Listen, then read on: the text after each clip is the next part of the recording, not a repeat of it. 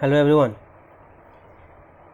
Here now we will discuss about difference between universal gravitational constant and acceleration due to gravity.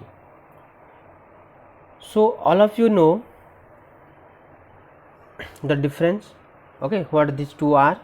Universal gravitational constant is a constant that is fixed throughout the universe, means पूरे ब्रह्मांड में कोई भी दो object लो, है ना, तो उनके लिए जो कैपिटल जी है उसका वैल्यू क्या होगा, फिक्स्ड ही होगा.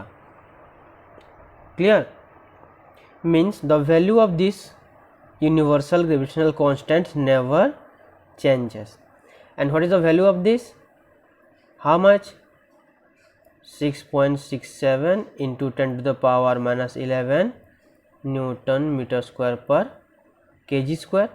ये जो इसका वैल्यू है ये कहीं भी अर्थ हो या फिर गैलेक्सी, हमारा मिल्की वे गैलेक्सी हो या फिर पूरा यूनिवर्स हो, पूरे यूनिवर्स में इसका जो वैल्यू है वो फिक्स्ड है.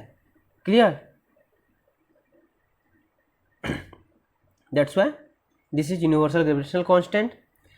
And acceleration due to gravity is what? Small g, and it has value how much? 9.8 meter per second square. And this is only for what? Our mother planet Earth. Clear? And दोनों का unit में difference आ गया. And the value of this acceleration due to gravity may change from place to place. Okay, just like while we are moving from the equator towards the pole, the value of acceleration due to gravity gradually increases, but it doesn't happen with universal gravitational constant. Clear? Now we'll discuss the difference between mass and weight.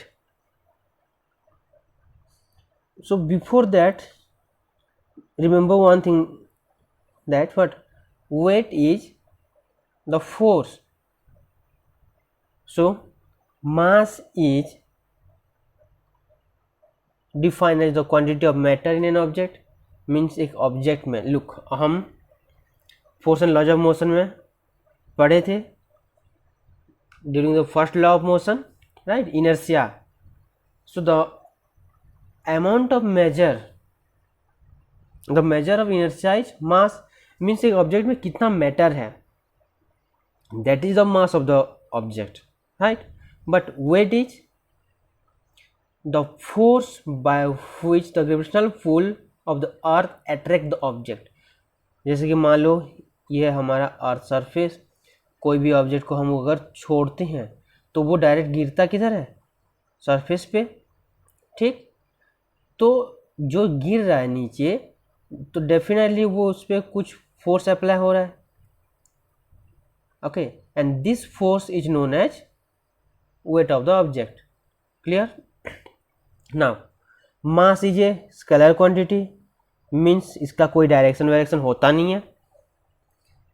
Wait of an object is a vector quantity.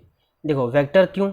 क्योंकि vector quantity किसे बोलते हैं? जिसमें क्या होता है? Magnitude as well as direction होता है, उसको बोलते हैं हम वेक्टर क्वांटिटी. तो यहाँ पे देखो फोर्स कुछ तो है ना, कुछ फोर्स है यहाँ पे, उसके साथ साथ डायरेक्शन है. मीन्स अगर एक ऑब्जेक्ट को हम यहाँ से छोड़ रहे हैं, then the object falls towards the center, right? ऐसा होता नहीं है कि अगर हम इतना हाइट से ऑब्जेक्ट को छोड़ें तो वो ऊपर जाए या फिर इधर आए या फिर कहीं और जाए. वो डायरेक्टली आएगा किस तरफ? अर्थ के सेंटर जहाँ है उस तरफ वो आएगा. सो उसका मैग्नीट्यूड भी है, डायरेक्शन भी है. That's why wait of an object is a vector quantity and mass is a scalar quantity. Now the mass of an object is always constant as it depends upon the inertia of the object. और मास का value fixed है constant है, जैसे कि universal gravitational constant का value constant है, कहीं भी ले लो। एक अगर पर्टिकुलर ऑब्जेक्ट है, उसका मास यहाँ इक्वेटर में जितना है पोल में भी उतना ही होगा, अर्थ पे जितना है मून सरफेस पे भी उतना ही होगा। But wait of an object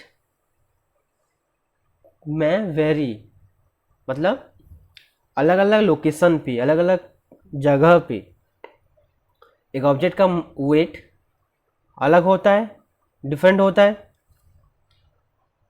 okay, ये डिफरेंट कैसे होता है वो भी देख लेते हैं।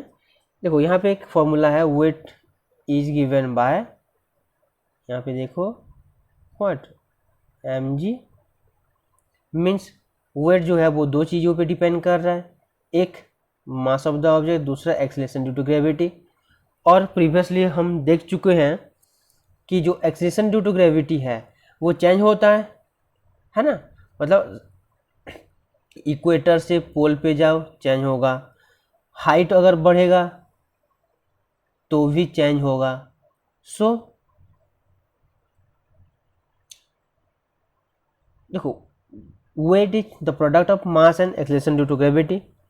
तो अगर ग्रेविटी चेंज हुआ तो वेट भी चेंज होगा, clear. Then mass can never be zero. अगर किसी भी ऑब्जेक्ट है, देखो मैटर हम चैप्टर 1 में पढ़े थे केमिस्ट्री में, anything that have mass and occupy space is known as matter. So कोई भी मैटर से ही बना होता है कि ऑब्जेक्ट, तो उसका मास जीरो कैसे हो सकता है? बिल्कुल भी नहीं, उसका मास होगा मतलब जीरो होना ही नहीं है, उसको पॉसिबल है नहीं जीरो होना। But weight can be zero at places there is no gravitational force. और वेट जो है, दिस वेट में इक्वल टू जीरो हुआ, ग्रेविटी इज जीरो। और ये कहाँ पे होता है? At the centre of the earth. Earth के सेंटर पे ग्रेविटी जीरो है, तो वहां पे किसी भी ऑब्जेक्ट को ले लो तुम, उस ऑब्जेक्ट का वेट जीरो ही होगा। नाउ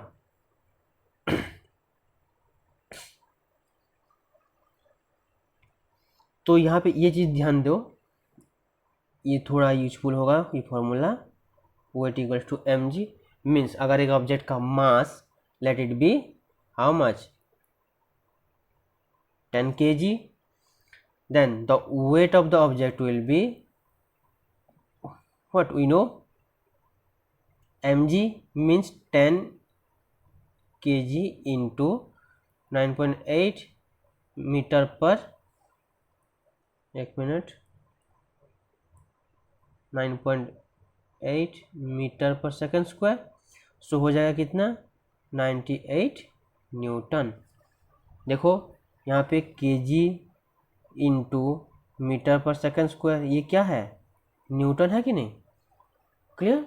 सो द ऐसा unit of weight is newton, क्योंकि SI weight is a force, और फोर्स का जो यूनिट है न्यूटन, वही होगा वेट का भी न्यूटन। एंड द ऐसा unit of mass is K G. So हो गया डिफरेंस, क्लियर सब लोग? नाइस। देन तो हम डिस्कस कर रहे थे that wait of an object change. तो एक ऑब्जेक्ट का वेट अगर अर्थ पे कुछ है तो मून पे कितना होगा, वही देखते हैं। So just like the earth, moon also exert some force upon object. जैसे कि अर्थ का ग्रेविटी है, वैसे ही मून का भी होगा, और मून भी हर एक ऑब्जेक्ट को कुछ फोर्स से अट्रैक्ट करेगा।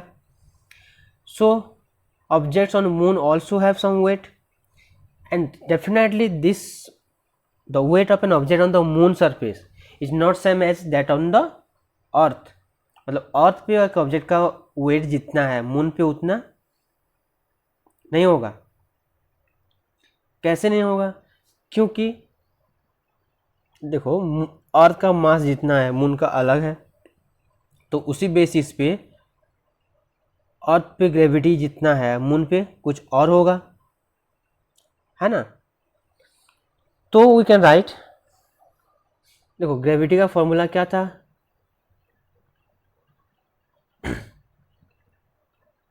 जी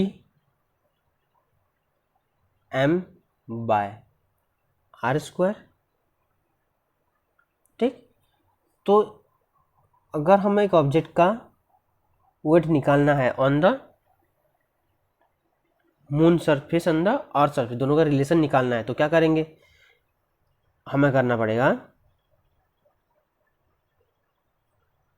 यहाँ पे देखो, weight on the moon surface divided by weight on the earth surface, this equals to कितना होगा, एम जी, जी मतलब मून पे, divided by M G E. तो यहाँ पे मास मास कैंसिल हो गया, तो होगा क्या, equal to acceleration due to gravity on the moon by acceleration due to gravity on the earth. अब यहाँ पे भी देखो, इसको अगर रिलेट करेंगे तो कितना आएगा, जी का वैल्यू तुम्हें पहले से बता दिया था मैं, कितना है, G M by R square. तो यहाँ पे कैपिटल जी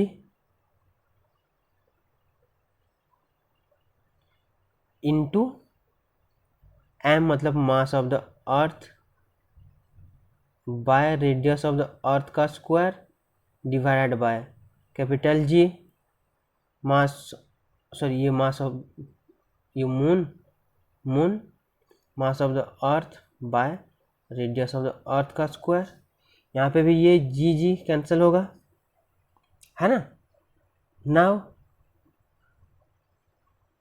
इन्वर्सली मल्टीप्लाई हो जाएगा, ये डिवीजन है, तो हो जाएगा क्या, मास of the earth into radius square of mass of the moon into square of radius of the earth divided by mass of the earth into square of radius of the moon.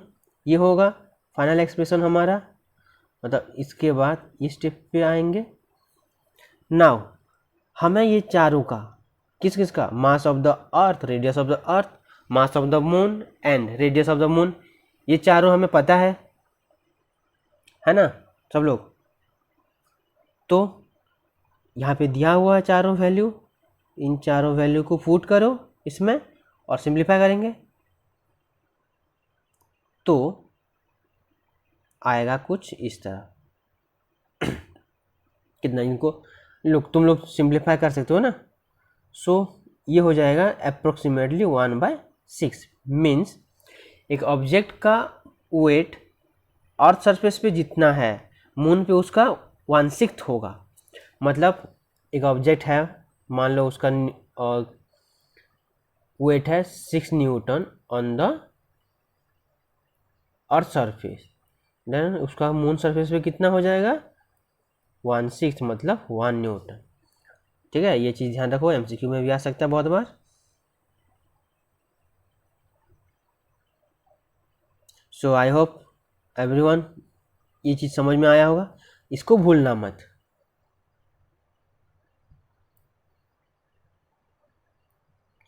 W E by W M equals to 6, मतलब 6 में 1 है, W M equals to W E by 6, मतलब 6 गुना है अर्थ पे किसी object का wait.